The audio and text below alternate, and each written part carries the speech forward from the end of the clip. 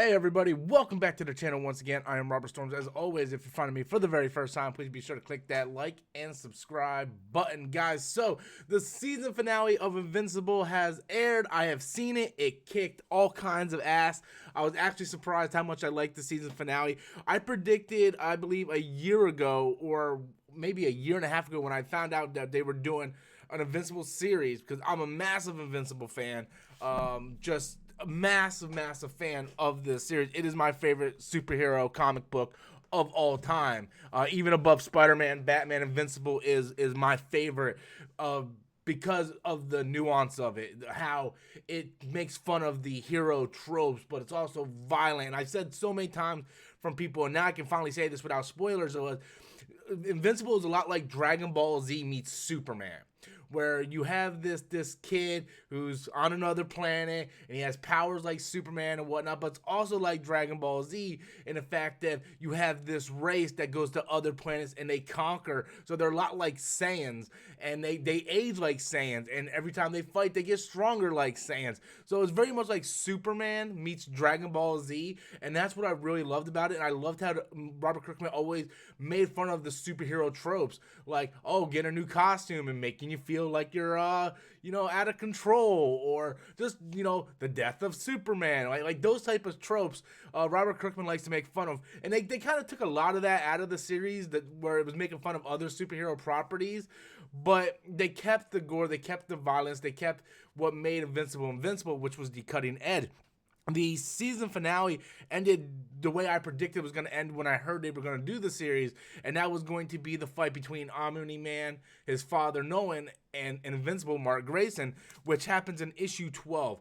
And what's weird about this series is it actually covers the first three volumes of the trade paperback, or the first 12 issues of the actual comic.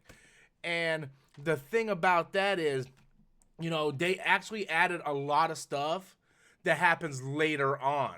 Well, like, there's a lot of stuff that happens later on that they also added in the storyline. So they were kind of cherry picking stuff and setting up stuff for the future, which I think is fine and is great. There was a lot of stuff they did cut out that I wish they would have kept in, but now looking at the season as a whole, they told the story that they wanted. There was something that did bother me about this season, and they really made Nolan look like a complete asshole, where in the comic he is not that. Yes, he kills the Guardians of the Globe. Yes, there's this mystery going, well, why did he do it? Is he being brain controlled? Is something going on?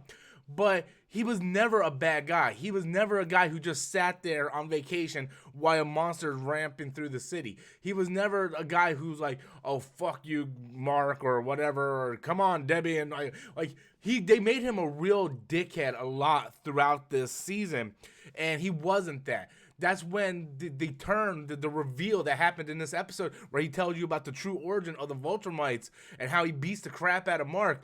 When he does that in the comic book, it hits you, because he was such a nice guy, and we didn't expect that to happen. And they played it a little different in the series. I think it worked. This was an ultra violent episode. The part we had Mark in the train, like, I don't even believe that was in the comic book, where he was just in the subway and he uses Mark's face and he just goes and kills all those people in the subway.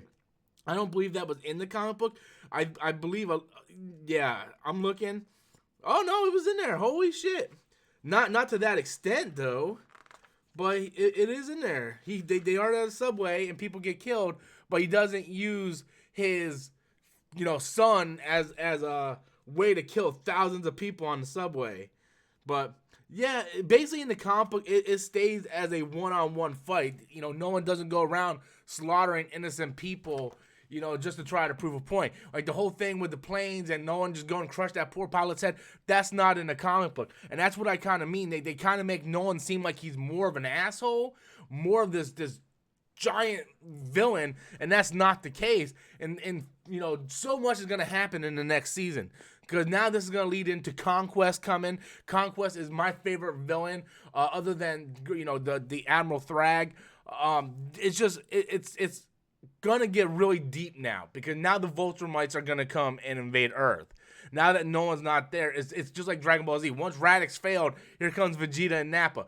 Now that no one failed, here comes Conquest, here comes all these other Viltrumites, and Earth is in big ass trouble. And there's a lot of stuff that's gonna happen from this point forward. So overall, I thought this episode was really good. I liked the montage with the music. It was a nice touch. The animation was good.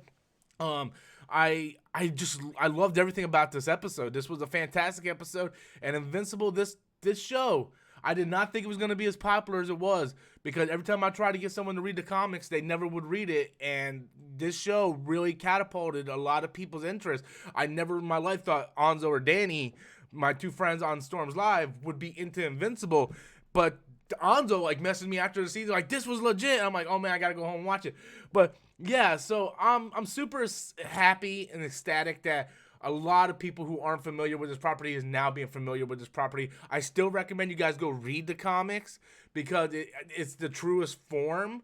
But I think they did a great job for the series, and I can't wait. Conquest is coming. So anyway, guys, be sure to leave your comments in the comment box below. Until next time, as always, I'm Robert Storms, and that's my opinion. Later, guys.